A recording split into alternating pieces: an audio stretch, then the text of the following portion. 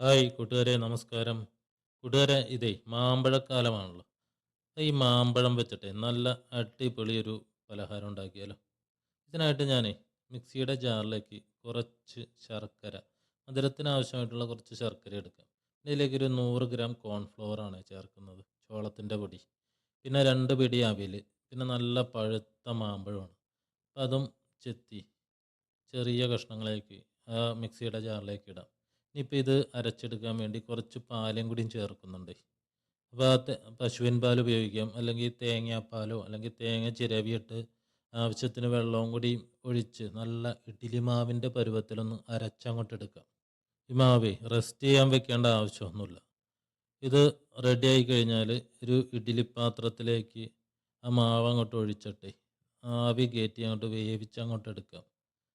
അപ്പോൾ നല്ലവണ്ണം അങ്ങോട്ട് വെന്ത് വന്നു കഴിഞ്ഞാൽ നല്ല അടിപൊളി പലഹാരം ഇവിടെ റെഡിയാണ്. നല്ല സോഫ്റ്റ് ആയിരിക്കും. അപ്പോൾ ഇതിൽ യൂസ് ചെയ്തേക്കുന്നത് അവിലും അതുപോലെ തന്നെ ചോളത്തിൻ്റെ പൊടിയൊക്കെയാണല്ലോ. അപ്പോൾ നല്ല സോഫ്റ്റ് ആയിട്ട് തന്നെ നമ്മുടെ പലഹാരം കിട്ടും.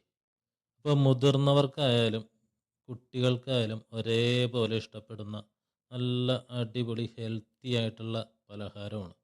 ഇതിൽ എണ്ണയോ അല്ലെങ്കിൽ നെയ്യ് അങ്ങനെയുള്ള ഒരു കാര്യങ്ങളും ചേർത്തിട്ടില്ല. ആവിയിൽ വേവിച്ചെടുക്കുന്നതായതുകൊണ്ട് നല്ല ഹെൽത്തി ആയിരിക്കും. ഈ വീഡിയോ കണ്ടിട്ട് ഈ പലഹാരം അങ്ങോട്ട് ഇഷ്ടപ്പെട്ട് കഴിഞ്ഞാൽ നിങ്ങളൊന്ന് ചെയ്ത് നോക്കണേ. ഈ വീഡിയോയും അതുപോലെ തന്നെ ഈ റെസിപ്പിയും ഇഷ്ടപ്പെട്ട് കഴിഞ്ഞാൽ ഒരു ലൈക്ക് അടിക്കാനും പിന്നെ സബ്സ്ക്രൈബ് ചെയ്യാത്തവരാണെങ്കിൽ ഒന്ന് സബ്സ്ക്രൈബും കൂടി ചെയ്യാനും മറക്കരുത്.